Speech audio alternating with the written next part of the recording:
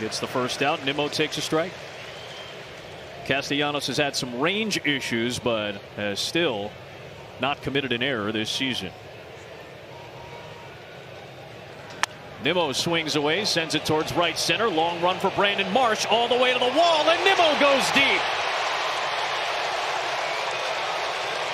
He has tied Lindor and Todd Hundley with 124 home runs in a Met uniform.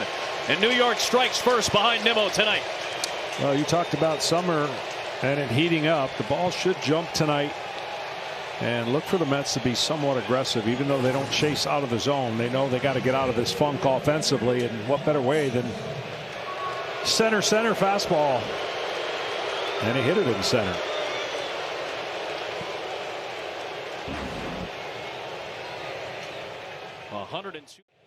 Abel has sent down 5 straight Mets. Now back to the top of the New York order with Lindor, whom he retired on a nice sliding catch by Castellanos and right to begin the game.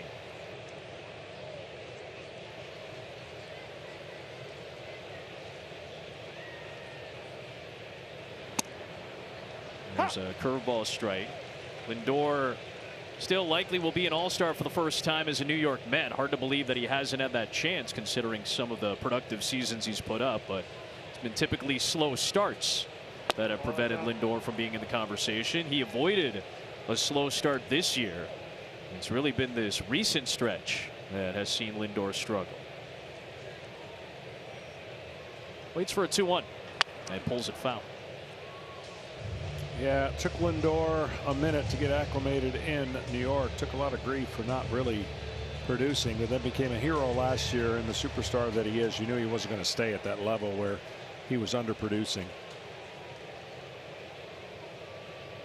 The Mets desperately need him to find his stroke again. Going to bust out of an 0 for 20.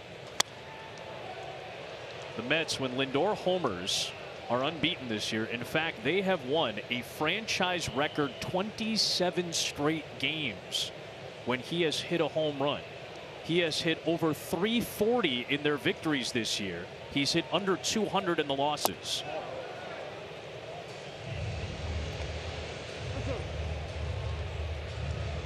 And impactful in so many ways. Obviously, he's still having a very good defensive season, and overall his numbers have been very good. Payoff pitch is lifted in the air to center. Marsh racing towards the track, still moving, still going, and right on cue, there's the power that Lindor's been searching for. His first home run in 16 games and 64 plate appearances.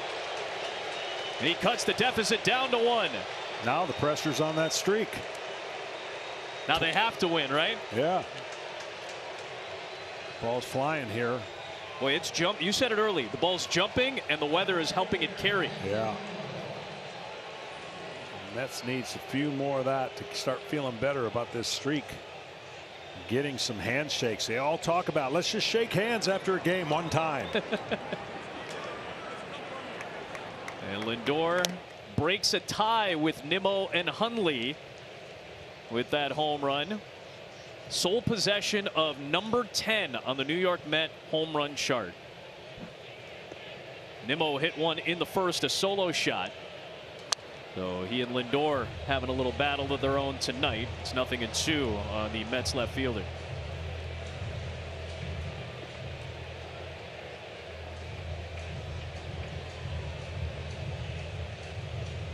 Overall, the Mets offense got a little better when Nimmo moved into the 2 spot. He's been in there since late May. So right now, Mick Abel is throwing his breaking ball a lot in the strike zone. And if he can just tease the Mets hitters when he gets to 2 strikes and have that thing look like a strike on the bottom and get lower depth and maybe a swing and miss.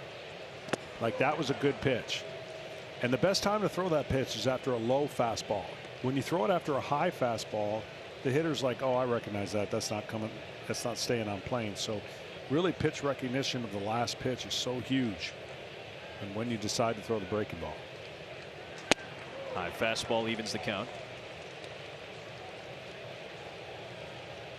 No, it sounds weird, but you would get a called 3rd strike if he threw a high curveball after a high fastball that looks like it's a ball the whole way and dips down and catches the top of the strike zone. Nimmo golfs one deep to right field. Castellanos back all the way to the track. He knows it's gone. Nimmo ties the game with his second of the night. And the Mets go back-to-back for a second consecutive night.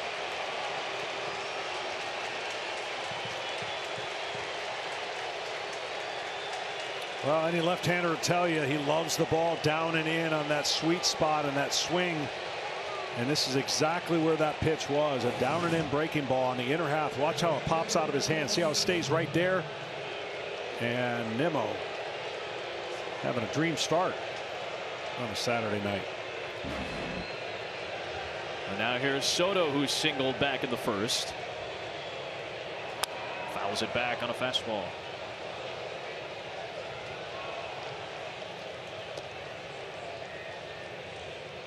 So again, Lindor and Nimmo each with 125 Met home runs. Tied for 10th all time. Soto had that rocket of a single in the first at 110 plus. Thought it maybe could have been stretched into a double. It would have been a home run at Yankee Stadium. I wonder if that's been part of Soto's up and down nature this year. Just the dimensions at Yankee Stadium are just so friendly to a left-hand hitter. Trust me. I mean, and it's a little bit cold. It's been colder this year early, and when you hit some balls in his home field, it ain't going out like it is at Yankee Stadium. Yep. 3-1. And it starts messing with you a little bit, and you got to get over it. I mean, you know, the Mets moved the fences in. I forget how many years ago, but it was really crushing free agent hitters.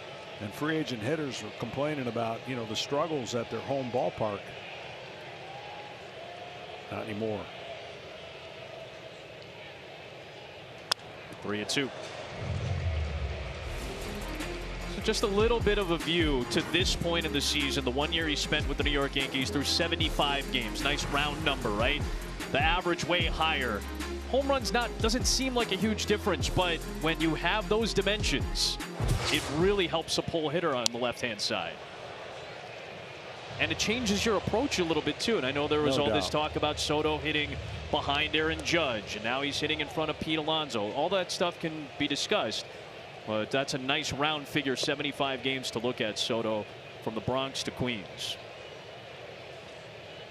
Another payoff, and he hammers this one. That would be a home run in just about any park. Back to back to back go the Mets to take the lead in the third.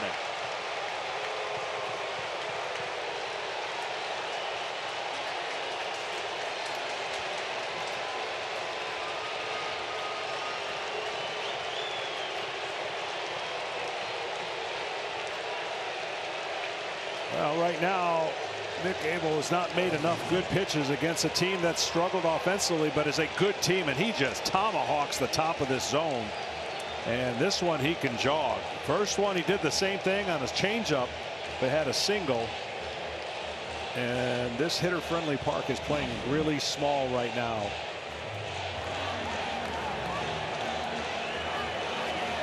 Good meeting at the mound, because the guy at the plate right now can make it 4 in a row. He'll be out of his shoes on the first pitch if it's in the strike zone. Well, this has been all solo jobs here in the third inning. It started with Lindor. Middle. Not a horrible pitch, but a homer. The breaking ball by Nimmo, middle, and then the home run, middle, but up. Mets jump right back into the lead.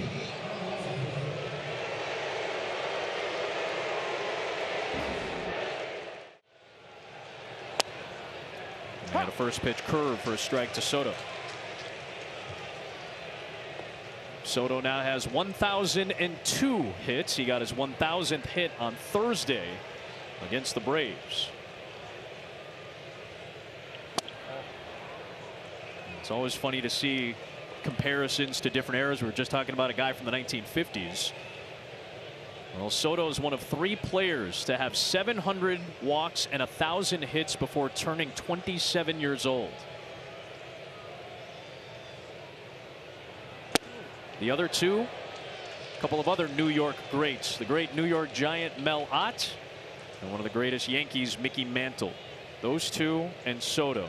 700 walks and 1,000 hits before turning 27. Something Soto will not do until October. 2-1. Well, he's going to end up with great numbers just because that's what the back of his card says, and that's the kind of player. He's a generational player. He can play in any generation and be successful. And his ability to recognize pitches, be in the moment, not get carried away, hit for power, hit for average, and of course get on base. Ahead of Ross, 3-1. His old national teammate. And he hits it down the right field line towards the corner. That is a foul ball. 3-2 on Soto. And his ability when he gets 2 strikes to not get too aggressive and expand is what really makes him special. Here he'll probably spread out 3-2 and not be surprised. He thinks along with the pitcher. He knows what everything in the trends, and he's just talented. He's top 5 all-time hitter possibly before it's all said and done.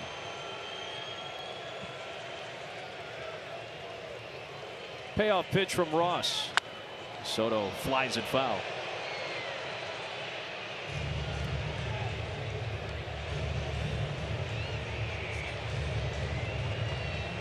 The tendency to pitch Soto would for me be to get something fading away on the outside part of the plate, but it's got to look really good because he won't swing too often.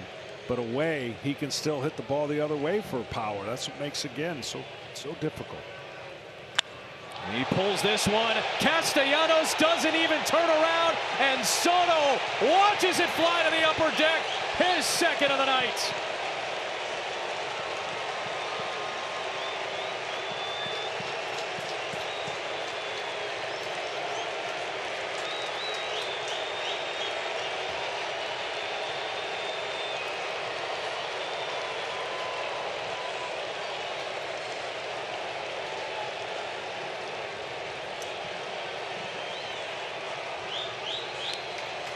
High breaking ball, no movement. Watch the lower back. See how quick he puts his foot down? And when his foot is down, the power and the hands stay back, and it allows the barrel of the bat to get almost level. You cannot hit that home run with an uppercut swing. You have to attack that baseball as a bat that's flat through the zone. Even with a spread out 2-strike approach, he doesn't sacrifice power. And he gets another one. We'll deal to Jared Young to begin the top half of the 8th inning. Mets have a 3-run lead. Mercado fastball, curveball, cutter in his repertoire. Just his 3rd appearance this season. Bunt shown by Young trying to get aboard. He'll pull back. And it's 2-0.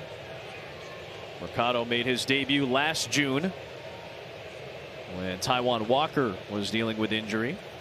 Made a couple of starts last season. Susceptible to the home run ball. And right on cue, Jared Young busts a home run ball. Long gone to the second deck in Philadelphia. Another Mets home run.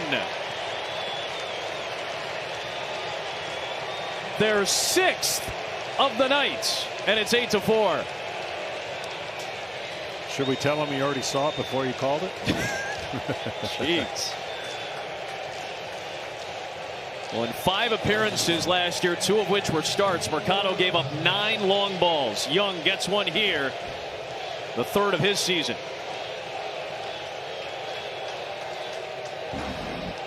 And the solo home run party for New York continues. That's pretty amazing. I don't know many games that you're going to see. They say solo home runs will not beat you.